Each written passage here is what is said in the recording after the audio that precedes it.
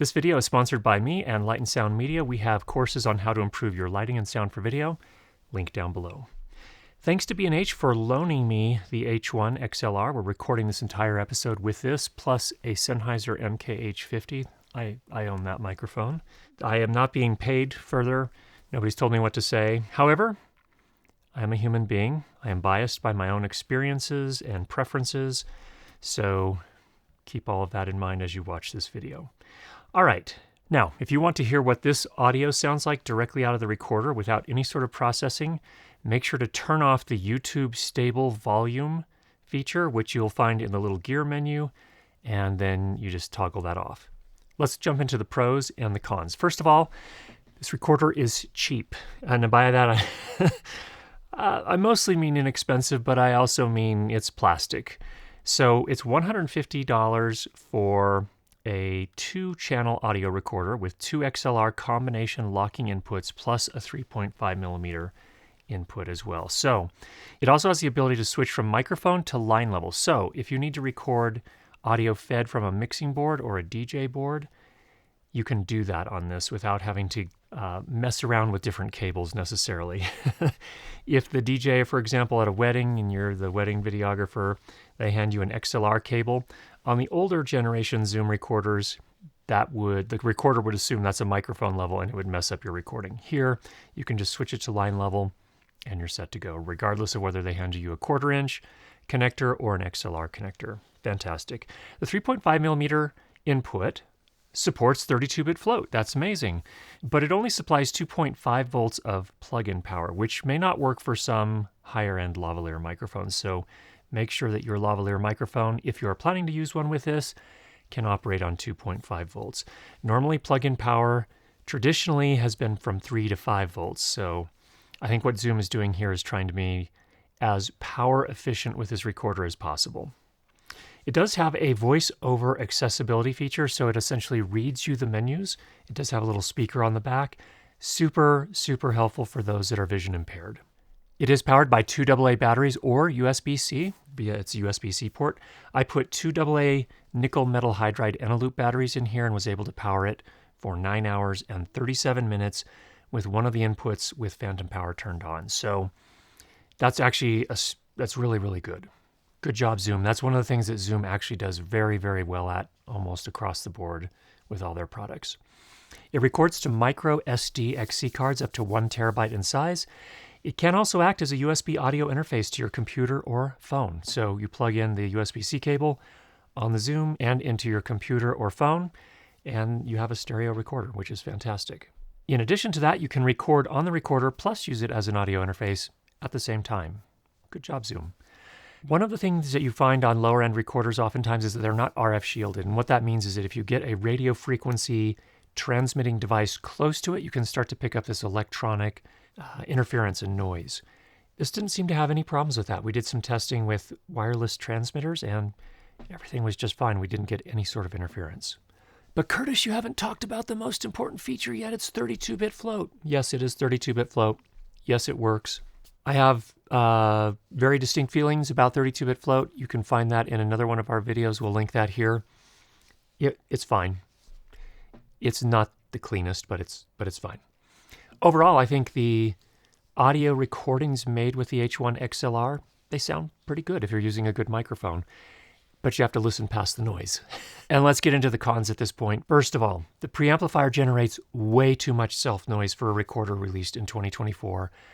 I get that it's a $150 recorder, but to me, the price, I would rather just pay more money. Just make me pay $25 more or $50 more. It's totally worth it to get clean sound. So here, for example, the practical noise floor with the Sennheiser MKH50 sat at minus 51 dB RMS max. That's definitely, anyone that can hear can probably hear that. So that means that when I stop talking, you can probably hear some noise in between. I like to see that normally at minus 60 dB RMS max or lower. And just for a reference point, the Zoom F3 audio recorder with the same exact microphone in the exact same scenario measured in at minus 60 dB RMS max. I think that speaks to the dynamic range of the preamplifiers and the self-noise of the preamplifiers. So It's not super clean. So if you are expecting to spend $150 US and get perfectly pristine, noise-free recordings, that's not going to happen in terms of self noise. And I want to distinguish between room noise. When you have a microphone hooked up, it's going to pick up whatever's in that room. So I'm not talking about that. I'm talking about actual self noise from the recorder itself. Actually, and it may also make the room noise sit a little higher because of its limited dynamic range. So not the cleanest thing in the world. Also, this is mind-boggling.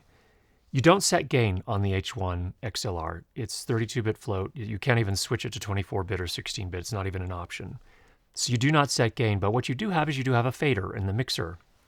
And in this, once you start a recording, you cannot change the fader. I have no idea in the world why Zoom implemented it that way. I would hope they can fix that in a firmware update, but oh my, the very purpose of a fader is to adjust it while you're recording. So why it cannot do that, I do not understand.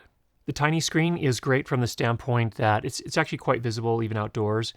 However, it's very, very small and it's difficult to see for those who have less than perfect vision. So you may be relying on that accessibility feature. The speaker on the back is just to make sure that you got the recording. It's anything but high definition, and it's very tinny and high pitched, and but it's good that you have it so you can just make sure really quickly, hey, yeah, I got the recording. And it's also there for the accessibility voiceover as well. The headphone amp is kind of weak. It's not going to work with high impedance headphones. So if you're expecting to use your fancy audiophile headphones, game over. And it's also noisy. The entire body and build of the H1 XLR is plastic. That's probably not unexpected at $150. And there's one last question I'm pretty sure some people are going to ask. I'm going to use a Shure SM7B to do a podcast with my ZOOM H1 XLR. Do I need a CloudLifter or a FET head? Well, I would not plan on using a Shure SM7B with this recorder. Here's why. When I did a recording with it, we actually got what's called DC offset. Maybe there's something wrong with my copy. I don't know. The cable's fine because I don't get that with any of my other recorders. The microphone is fine. But now that's another thing I have to fix in post. So not only that, but it's really, really noisy with the Shure SM7B. I wouldn't do it. If you want clean audio and you're going to use a microphone like the Shure SM7B or any other gain-hungry dynamic microphone, my recommendation is save your pennies a little bit longer and buy the ZOOM F3 instead. So let me actually just say this as a blanket statement. I really think most people would be better off buying a ZOOM F3. Yes, I get it. The normal price of the ZOOM F3 is twice the price of the H1 XLR. It is $300 normally. However, it does go on sale from time to time. The ZOOM F3 has cleaner preamplifiers, a more robust build quality with more metal. It has a dedicated 3.5 millimeter output to send audio to your camera. Plus, it has a separate headphone output so you can monitor the audio and send it to your camera. On the H1 XLR, you have one 3.5 millimeter output. It can either be headphones or you can send audio to your camera. And some people will say, well, I just use a splitter. Well, then you're not going to be able to control your headphone volume because you're going to be needing to optimize the audio levels for your camera. So not necessarily a solution there. Back to the F3. It has a bigger screen. It's easier to read that screen. It has some time code syncing capabilities where the H1 XLR has nothing along those lines. The only real reason to buy the H1 XLR that I can really think of is that voice guidance feature for those that are vision impaired. Or if you are on a super, super tight budget at the moment, but you'll be prepared if you want to continue making audio recorders sometime in the future to upgrade to a better recorder. So I'm done. Thank you to B&H again for loaning this to me so I didn't have to spend my own $150 for the H1 XLR. Get out there and make some great sound. We'll talk to you again soon.